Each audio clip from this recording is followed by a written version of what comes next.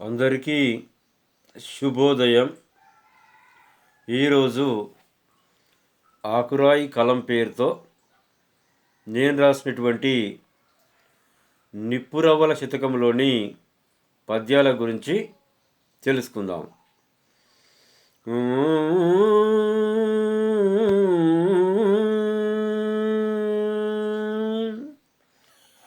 శుద్ధులు చెప్పగజాలదు బుద్ధుని వలయాచరించ భువిలో వెలుగవు. పద్ధతి నచ్చును జనులకు వద్దన్నను వేడగలరు వాంఛయు తోడన్. మనము బుద్ధి మాటలు సమాజానికి చెప్పగానే సరిపోదు. మనం చెప్పినటువంటి మాటలను ఆచరించి చూపించినప్పుడు అప్పుడు సమాజం మనని నమ్ముతుంది. మనం నడిచేటువంటి దారి ఉన్నతంగా ఉన్నప్పుడు, మన ఆశయం ఉన్నతంగా ఉన్నప్పుడు సమాజంలోని జనులందరూ మనని అనుసరించి నడుస్తారు. చేయకు నమ్మక ద్రోహము తోయకు ప్రతి పేదవాడి తొందరపడియున్. కూయకు బూతుల మాటలు పాయకు నుత్తములెప్పుడు పరుగున నీవన్.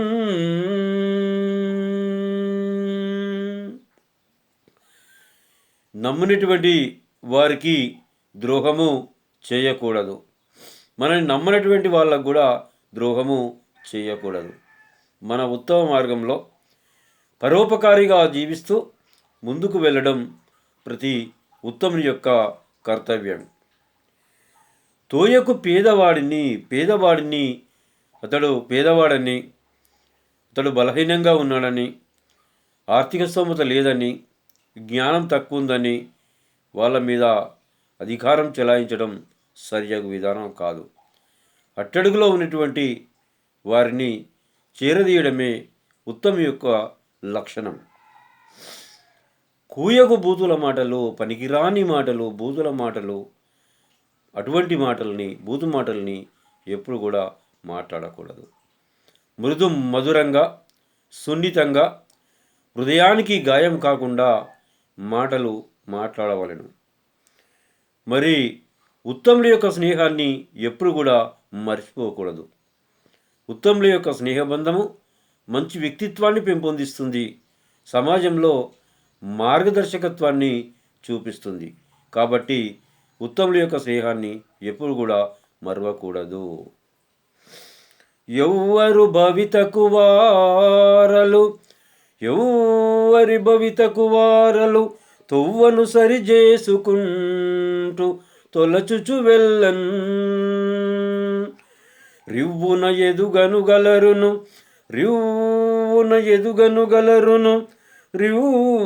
ఎదుగనుగలరును బువ్వకు కొదువుండబోదు భువిలో ఎప్పుడున్. ప్రతి వ్యక్తి ఎవరి భవిష్యత్తుకు వారే దారులు వేసుకోవాలి. ఎవరో వచ్చి మన జీవితాన్ని బాగు చేస్తారని ఎవరిపైన ఆశ పెట్టుకోకూడదు. మనం వెళ్ళేటువంటి మార్గంలో వేరేలు సహకారం చేస్తే ఆ సహకారాన్ని స్వీకరించాలి.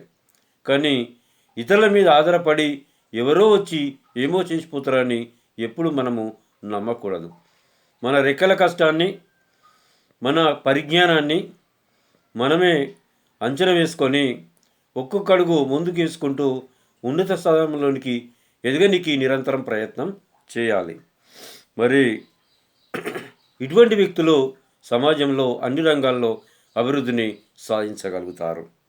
మరి తిండి కొరత ఉండదు, జ్ఞానం పెరుగుతుంది, ఉన్నత స్థానంలో ఉండడానికి అవకాశాలు ఉన్నాయి.